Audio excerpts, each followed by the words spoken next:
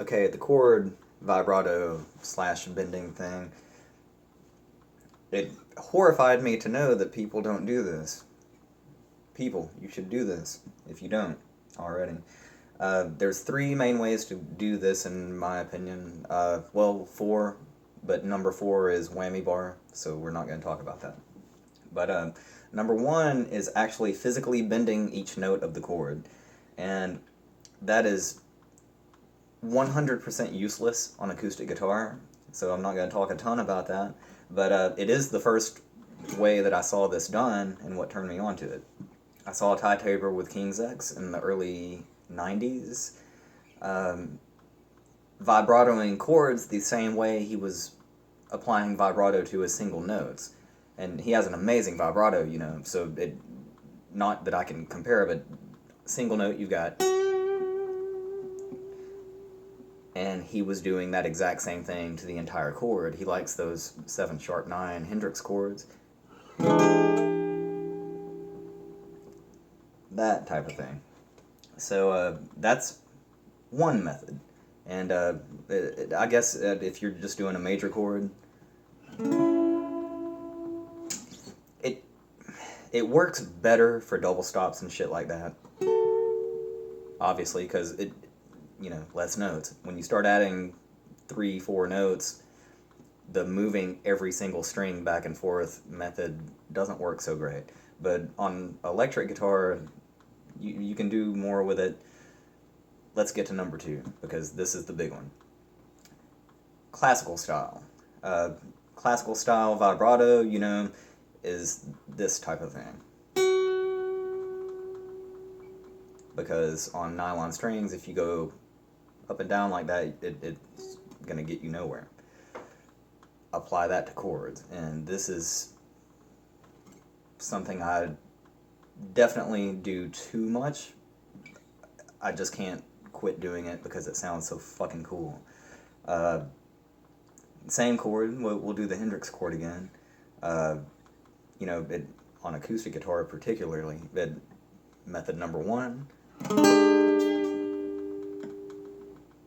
get a little something there, but I get a lot more mileage out of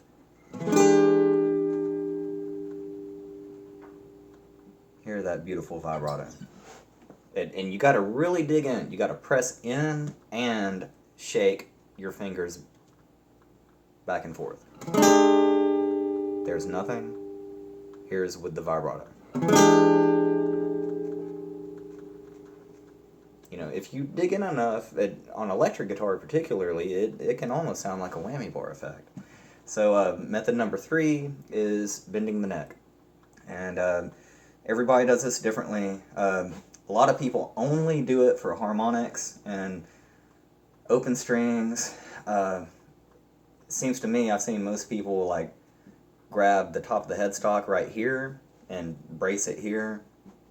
I don't recommend that, because for one thing, you can't bend chords like that because your fucking left hand is up here. For another thing, it's just that technique really is only going to fuck up your guitar. You can get way bigger bends if you're going for just harmonic bends. You know, a step is no problem, but I never go for big bends when I'm neck bending. I just go for like a half step or a vibrato type effect. And that being said, you're not really going to get anything above the 5th fret, because when you start getting in this region, the neck just isn't going to bend very much. You know, you don't have as much range. So typically you're going to want to stay 5th fret and below for neck bending. But you can get really nice vibrato on chords, and that sounds like this. Just doing like a G13. And that was kind of in between a bend and a vibrato. Just a strict vibrato would sound like this. I'm trying to get my belly noise out of there. And a straight up bend would be. So both of those things are easily achievable. When you get open strings in there, the world is your oyster. At C major 7, you know, or just a subtle vibrato. So that's pretty much the trick on neck bending. Hit it right here, get as close to that horn as you can, and even if you're just doing straight harmonics, I don't suggest the top of the headstock trick. I suggest open palm, close to the nut there. And there you go. There's my tips for bending in vibrato chords with no whammy bar.